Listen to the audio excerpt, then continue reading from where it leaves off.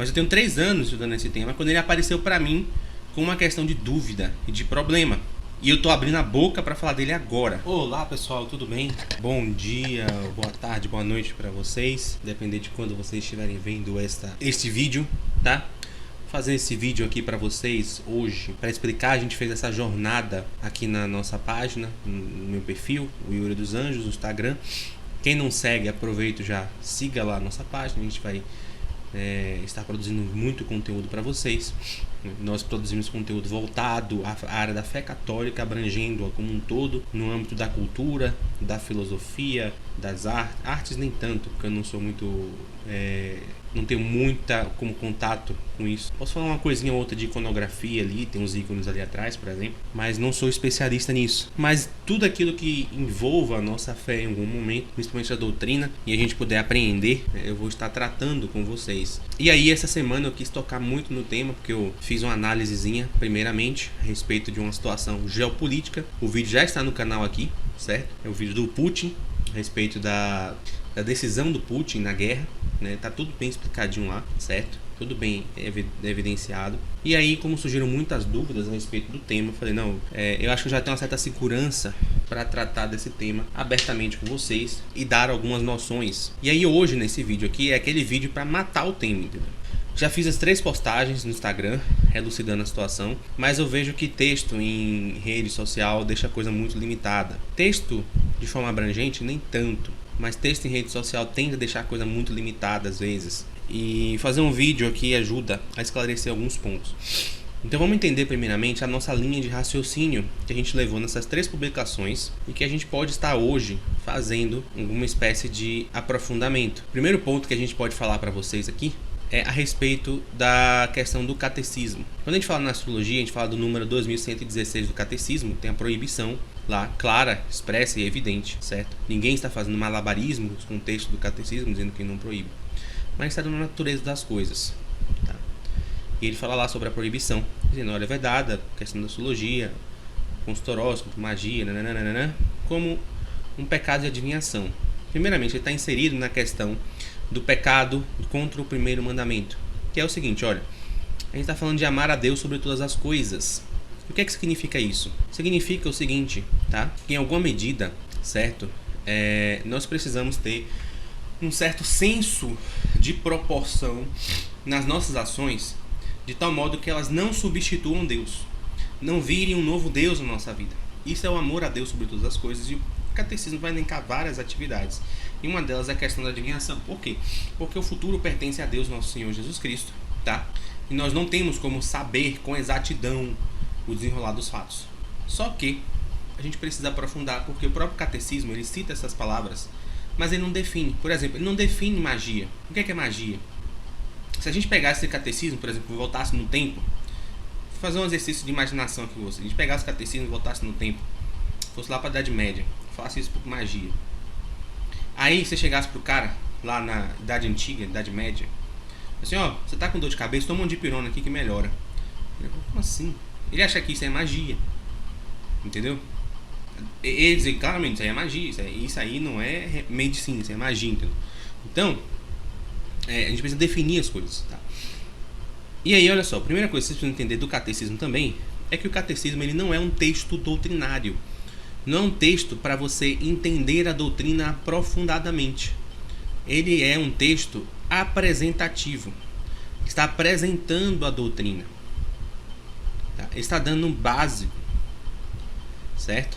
Eu fui muito, uns 5, 6 anos atrás, da tese daqueles, não, leigo, basta só o catecismo ali, tá de boas, pega um vídeo ou outro dos santos, mas hoje eu vejo claramente que isso é um erro. Não dá para você ir pegando os temas do catecismo que está ali e ficar só nele. É um estudo de anos para você aprofundar bem o conhecimento da fé. Então, por exemplo, você pega o catecismo, ele está falando sobre a igreja. Se você não pegar as encíclicas que tem lá sobre a igreja, ou um outro livro ou outro de um padre explicando melhor o que é a igreja, você vai ficar com uma visão um pouco limitada. Porque o objetivo do catecismo não é dar a você um aprofundamento na fé, é dar a você exatamente uma noção básica do que deve ou não ser feito, do que deve ou não ser crido, tá? Então a gente precisa aprofundar. E a gente aprofunda catecismo na tradição da igreja. no que os santos doutores já falaram. Eu tenho uma live aqui no canal sobre esse assunto, sobre a função dos doutores da igreja, o que é que serve o ensinamento deles, tá? Não é para ficar jogado de lado, não é coisa só para a igreja, no sentido de cargo possível, bispo, padre, não é só para eles, é para nós também consultarmos e olharmos esses doutores. Então, o primeiro ponto é pensar isso aí, certo? A gente aprofundar esses assuntos. Então o catecismo não dá, o catecismo é que nem eu aqui cuidando do meu filho, o pequenininho, 9 meses, engatinhando, ele vai pegar e aí do nada ele abre a tampa do lixo e começa a se jogar dentro do lixo. Eu não, sai, pego lá, não preciso explicar, não preciso dizer para ele o que é, dar as razões, os motivos, basta eu dar a ordem para ele fazer. Então, o catecismo é isso na nossa vida, tá?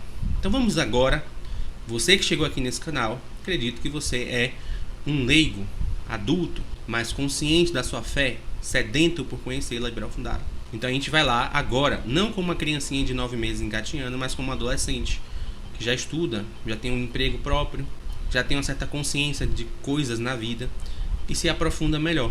Esse problema do catecismo que eu falei, dele não aprofundar, entra num segundo problema, que é um problema da nossa época, que é a linguagem. O problema da linguagem. A língua, ela é muito nuançada.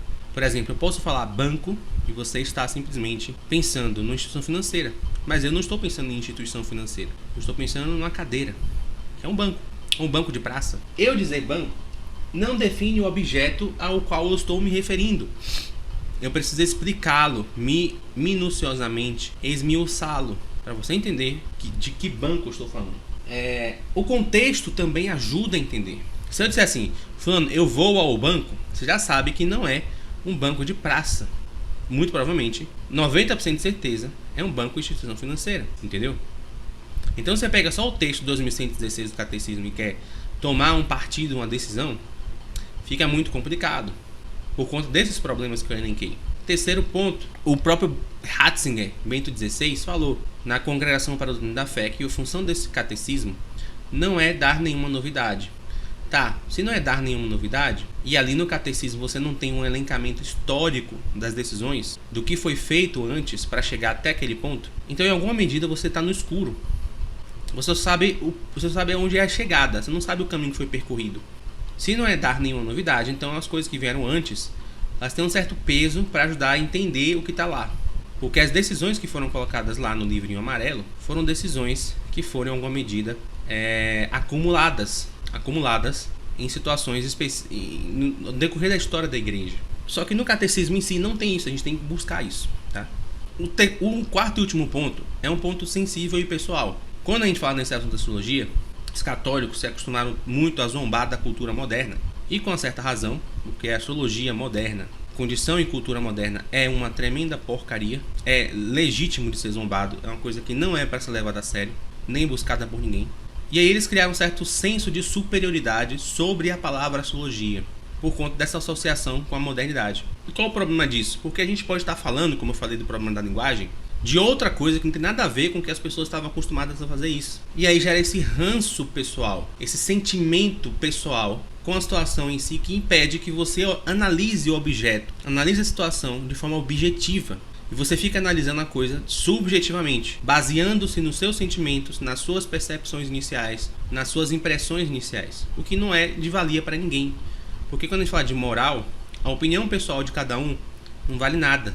O que vale é a análise fria e objetiva da situação do caso concreto. Então esses são 4 problemas que a gente elenca de início e que dá um certo tom de dificuldade para entendermos esse assunto. Então vamos lá. Primeira coisa, quando a gente fala de astrologia, você tem que entender o seguinte: não é um negócio que nasceu na civilização moderna. Existe. Não é um negócio que nasceu ontem com o pessoal da Capricho, o pessoal de horóscopo. Não é isso, entendeu? O negócio tem mais de 6.000 anos, entendeu?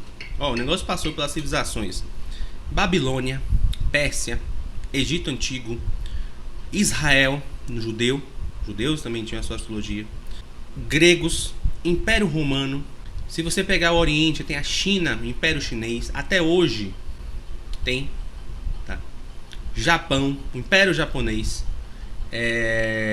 Idade Média cristã, você tinha uma astrologia cristã medieval, Renascimento, Revolução Francesa, modernidade e a modernidade atual. Tem muitas outras civilizações que eu não citei aqui. Mas veja só, óbvio que um negócio desse você não vai poder analisar de forma, como é que eu posso dizer, meu Deus, homogênea. Porque cada uma dessas civilizações que eu falei, aquilo que se entende por astrologia tinha prática diferente. Porque primeiro, a prática da astrologia, vocês já sabem, depende de símbolos. Aquilo que nós chamamos de signo. Signo significa o quê? Símbolo. Os símbolos geralmente tendem a ser extraídos da cultura. Tendem, não são objeto e fruto da cultura, não estou falando disso. Isso aí é outro problema, outra treta, outra discussão. Mas geralmente os símbolos são evocados com base na cultura que está ali. As práticas eram diferentes, a finalidade diferente. Você pegar a Babilônia, por exemplo, era usada para organização política. Organização política e religiosa. Se você pega a Idade Moderna hoje, é usado por menininhas que não fazem nada da vida e querem ter um sentido espiritual para as coisas e acabam encontrando nessas coisas assim, essa forma. Então, esse é o primeiro ponto, tá? E o que acontece? Quando a gente vai para a história da igreja, a gente vai ver uma controvérsia. A controvérsia é a seguinte: você vai ver padres da igreja no começo do século, até Santo Agostinho, por exemplo, falando muito mal da astrologia. E você vai ter caras como São João Damasceno, por exemplo, que praticava e ensinava astrologia para seus alunos, tá? Isso é um dado biográfico. Dê uma pesquisada depois, vocês vão achar, tá? Algumas histórias da igreja, alguns historiadores e até mesmo algumas obras de São João Damasceno, ele fala isso. Então Santo Alberto Magno e assim vai. Mesmo nessa época do século VI, você tinha alguns santos que eram contrários também, tipo São Máximo Confessor. Aí você vai para a Idade Média, a coisa muda de figura. Você vê o São Tomás de Aquino, ele fala na Suma Teológica, a gente vai comentar isso aqui, que olha, tem uma influência assim dos corpos celestes em cima dos corpos terrestres. Ele já vai falar de influência, São Tomás de Aquino. Algo hoje que todos nós geralmente negamos. Não, a gente não sabe, não tem como saber. Mas para São Tomás de Aquino era algo claro. Enfim, por que há essa ambiguidade? Por conta desse problema que eu falei. Alguns católicos gostam de botar lenha na fogueira nessa discussão. Não, é porque tem uma ambivalência da posição da igreja, não sei o que lá. Ou tem uma inconsistência, né? Eu acho que pensar assim é errado. Porque se você transfere o problema para o colo da igreja, você vai estar simplesmente dizendo que a moral da igreja não é confiável. Que ela pode mudar ao longo dos séculos. Eu não acredito nisso. Eu acredito que a moral da igreja é sempre confiável e definível ao longo dos séculos.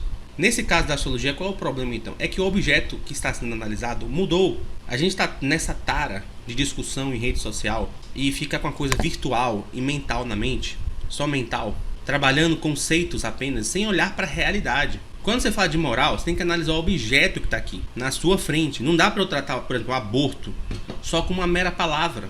Tem que olhar o que é o problema do aborto, o que é o aborto em si. Por isso que mostrar cenas de aborto para abortistas é tão eficaz. Ou para pessoas que são leigas e estão na dúvida. Porque as pessoas saem da mera discussão de palavras, mera discussão retórica. Nós vivemos na era da retórica. Tudo é frase de efeito, marketing, tudo é isso. É retórica. Você precisa sair desse mundo gramatical e entrar no mundo da realidade, criado por Deus. E aí, na moral é a mesma coisa. Então olha só. A gente tem que olhar historicamente o que é que Santo Agostinho e esses padres do começo do século estavam vendo com relação à astrologia. Qual era o cenário deles? Qual era o contexto deles? A gente olha lá e vê, a astrologia da época de Santo Agostinho e desse pessoal era a astrologia ligada à religião romana. Não tinha como o sujeito não ser astrólogo e não ser pagão. Tinha um vínculo espiritual entre as duas coisas, entendeu? Um vínculo espiritual. Você realizar qualquer prática, tá? Por melhor que seja a finalidade dela, que vai manchar você espiritualmente, não é lícito a cristão nenhum. Então faz todo sentido concordar. Já tive um amigo meu que veio assim, né, por conta de eu falar essas coisas de astrologia. Fala, não, vou te dar o contra os astrólogos de Santo Agostinho. Eu falo, me dá, pode me dar à vontade, entendeu? Eu quero aumentar minha biblioteca. Achando que eu vou ficar me intimidando com isso. Porque o sujeito acha que eu tenho as mesmas convicções rasas e fracas que ele tem a respeito de um tema. Eu não. Eu tenho 3 anos estudando esse assunto. Isso é uma coisa que eu não falei, eu não gosto de fazer isso. Não gosto de ficar dando carteirada, usando meus estudos com exemplo disso. Tá? Eu não gosto de fazer isso. Mas eu tenho 3 anos estudando esse tema, quando ele apareceu pra mim com uma questão de dúvida e de problema. E eu tô abrindo a boca para falar dele agora, entendeu? Então eu não fico brincando com essas coisas, né? Principalmente coisas morais e espirituais. Então, a astrologia desse pessoal tá vinculada à religião romana. Da mesma forma que você vai ver, não é só a astrologia. Eles vão condenar poetas da antiguidade, como Hesíodo. A igreja vai condenar a matemática, entendeu? Vai ter condenação contra a filosofia grega. Vai ter textos zombando de Sócrates, de Aristóteles, de quem quer que seja, entendeu? Vai ter texto fazendo isso. Eu não estou mentindo. Você tá achando que eu estou mentindo? Vai lá na Paulus, compra o volume 1 da Patrística e lê o volume 1. Não precisa nem ler os outros, são 40 e poucos volumes. Eu li quase todos, mas lê só um, por exemplo. Aí você vai entender o que eu tô falando. E por que isso? Ah, Yuri, você é contra essa condenação matemática? Sou 100% a favor, entendeu? O contexto deles era esse. O cristianismo é uma religião que ela não tem uma instituição. A instituição que o cristianismo tem é ela mesma, que é a igreja. Isso é a mesma coisa que não tem instituição, entende? Veja, a nação é constituída de várias instituições. Você tem o Estado, você tem o exército, você tem o governo, você tem a moeda. E todas elas trabalham juntas para que tudo funcione dentro daquele Estado. A igreja não tem isso. A igreja só tem ela mesma, entendeu? Então, em certo sentido, proteger o depósito da fé, basicamente de qualquer possível ameaça externa, vai ser sempre a função da igreja. Só que ela vai ter que analisar a circunstância que se vive. Naquela época, a circunstância era essa. Então, vamos proibir tudo, até a matemática, entendeu? E aí, meus caros amigos, a coisa muda de figura, porque o tempo passa. Nessa brincadeira que o tempo passa, o Império Romano cai, a religião romana cai, e acabou o vínculo com a religião. Tudo, o vínculo que a mitologia tinha com a religião, acabou. O vínculo que a poesia tinha com a religião romana, acabou. O vínculo que a matemática tinha com a religião romana, acabou. O vínculo que a arte romana tinha com a religião romana, acabou. Você fazer uma estátua de Zeus não era mais fazer um templo, era fazer só um objeto de arte, entendeu? Então, a igreja começa a absorver esses elementos como elementos culturais da humanidade, comuns. As canções de batalha bárbaras foram todas transfiguradas, traduzidas. Você pega o Beowulf, por exemplo, todas traduzidas, transfiguradas para dentro da cultura cristã. E depois surgiram as próprias canções de batalhas cristãs, que foram as canções de batalhas medievais, trovadoristas, não é? Então, a coisa muito figura. Você tem lá o livro do São Basílio Magno, da Carta aos Jovens sobre a Literatura Pagã, que ele vai mostrar, olha, a literatura pagã tem a sua utilidade muito boa, inclusive para nos ajudar melhor na nossa fé. Ele vai usar a analogia do lago lá. Olha, é melhor primeiro aprender a olhar para a luz do sol pelo reflexo de um lago do que olhar diretamente para ela e se cegar. O que ele está querendo dizer? Olha, a gente tem a nossa religião, tem as escrituras, você pode olhar e ir diretamente para ela. Só que você tem o risco de se cegar, porque você não está preparado. Então você se prepara olhando num reflexo. E o que é esse reflexo? É a cultura pagã, que é o que o Basílio Magno está falando. Ele vai dizer, claro, tem elementos na cultura pagã que são contrários à fé? Tem, mas a gente vai pegar e fazer uma espécie de depuração. E aquilo que for semelhante às escrituras e ao evangelho, a gente vai abraçar como uma forma de preparo para receber o próprio evangelho. Esse é o centro do ensinamento dele, pedagógico.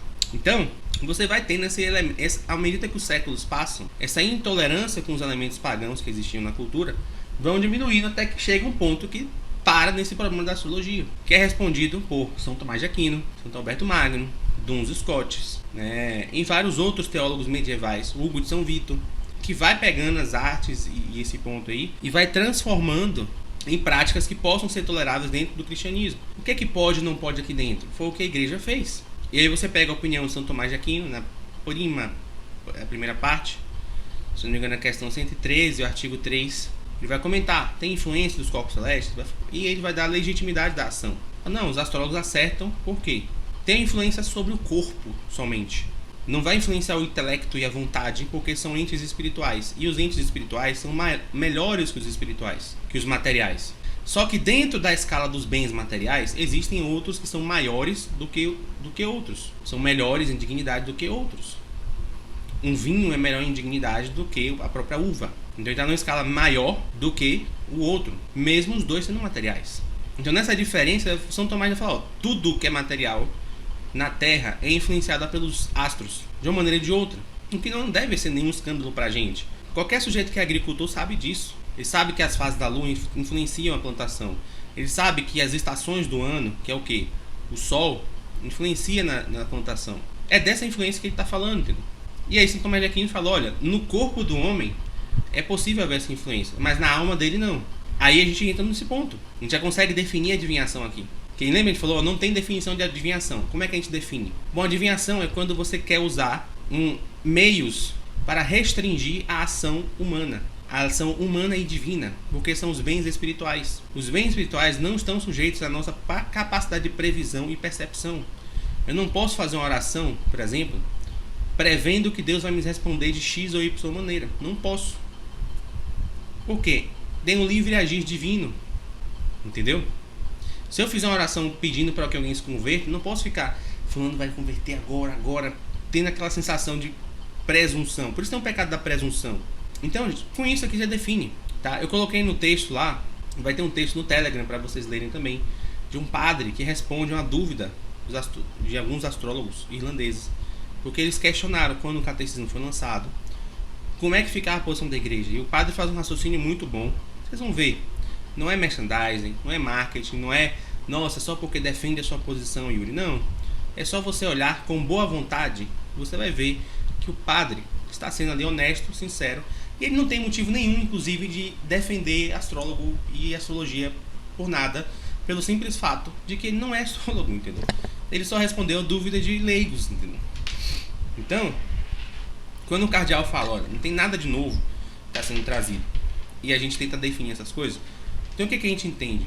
O que o catecismo está falando de astrologia ali que é condenável, lembra que eu falei? De fato, tem astrologia condenável.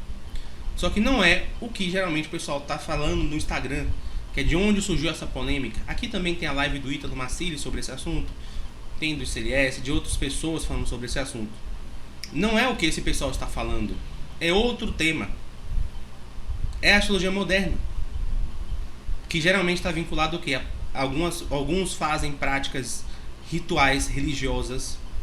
Então, por exemplo, tratando os planetas como deuses, voltando ao paganismo romano. Outros são charlatões e querem ludibriar seus clientes, dar determinismos.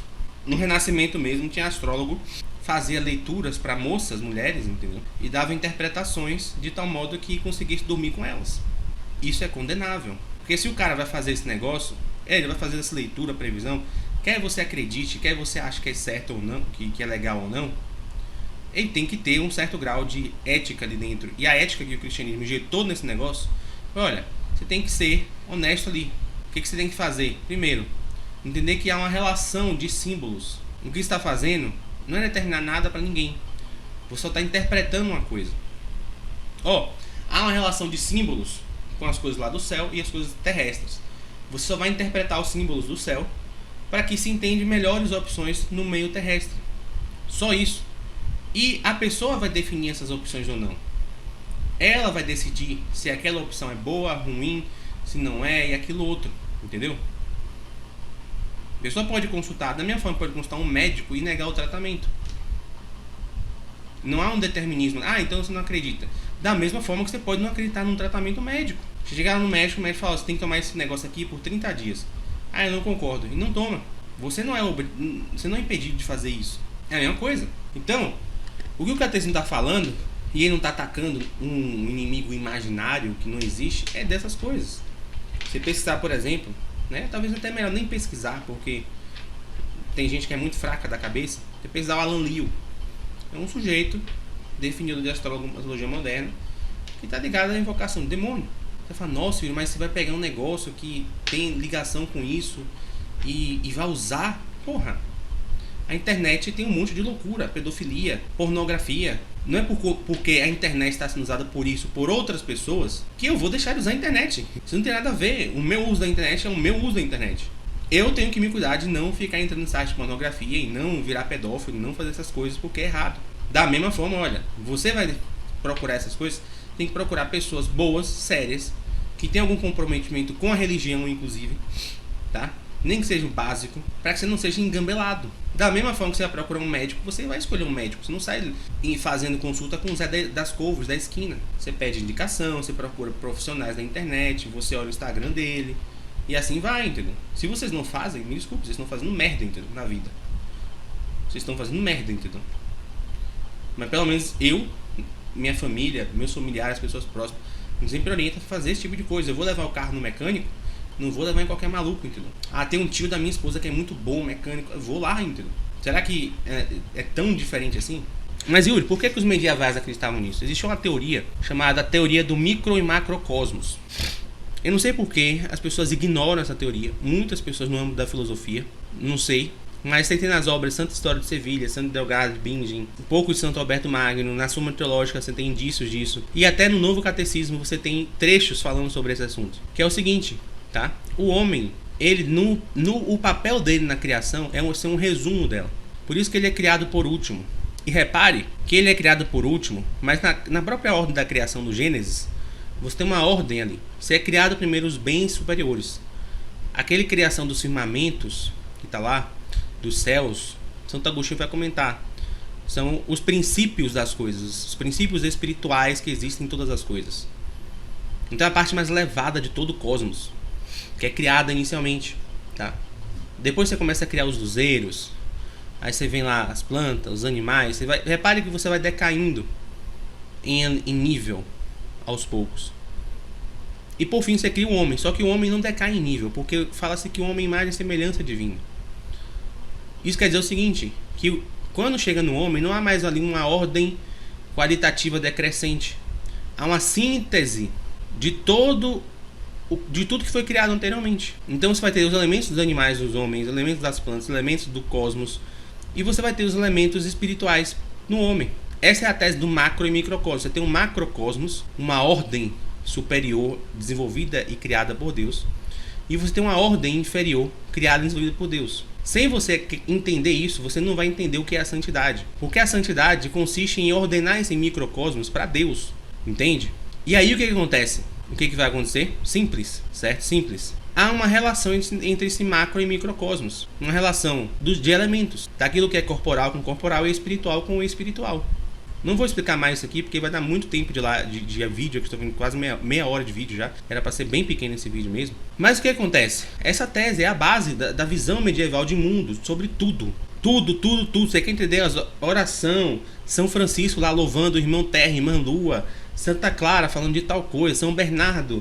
São Tomás de Aquino. Se você não entender essa teoria, tudo que você está entendendo e vendo sobre os santos medievais fica incompleto, porque a visão deles era essa, o mundo deles era esse. A gente perdeu isso no Renascimento, quando divide o homem do mundo. O homem para de ser uma parte do mundo. Outra coisa que eu não vou explicar aqui, mas é isso. Então, essa era a base para essas práticas, a base para entender o mundo, a base para entender tudo, que geralmente tende a ser ignorado. Não sei por qual motivo, mas a gente está aqui para isso, lembrar as coisas que foram esquecidas dentro do meio católico. Então, pessoal, é basicamente isso. Isso que eu fiz aqui, para esse parágrafo, é o que vocês têm que fazer para todos no catecismo. Você só estuda o catecismo quando você faz isso que eu fiz aqui. Você pega o ponto lá e aprofunda ele na tradição da igreja. Procura os santos, procura documento da igreja, procura padre, lê histórias, entendeu?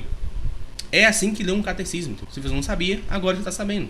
E também é outro motivo do porquê eu insisti tanto nesse tema. Porque é um tema que dá para demonstrar muito bem esse negócio. E eu não vou aprofundar mais. Quem quiser aprofundar mais, eu vou colocar no Telegram um PDF que vai estar, que é o PDF do padre lá que eu falei, que vai poder te aprofundar muito bem, inclusive dando fontes e referências bibliográficas muito boas, inclusive que não estão em português, tá? Já adianto de antemão. Bom, pessoal, de qualquer forma, agradeço aí a audiência de vocês. Compartilhem, curtam, sigam no Instagram, tá? E é isso. Qualquer dúvida aí, pode deixar nos comentários, né? Por favor, não venha fazer briguinha, rinhas, nem nada disso. Sejam maduros. Discordo. Diz por que discordou, qual ponto, onde, aquilo, outro, tá? Antes de querer ter a ânsia também de discordar, porque católico brasileiro, assim, ele nasce com o inquisidor enfim, não vou nem falar onde, mas ele nasce com uma mania de inquisidor em tal lugar, um buraco interno que ele tem. Ele mal entendeu o negócio que ele ouviu, ele já sai comentando. Então, ouve mais de uma vez aí, botem 2 vezes, 1.5, não sei, entendeu? Ouvem 2 vezes, tenha boa vontade, que eu vou ter boa vontade com você também. Quem não tiver boa vontade, já sabe o que é que vai acontecer. Então é isso. Agradeço aí, pessoal. Boa noite aí, boa noite, bom dia, enfim, pra vocês. Agradeço a audiência. Compartilhem. Até mais. Fiquem com Deus.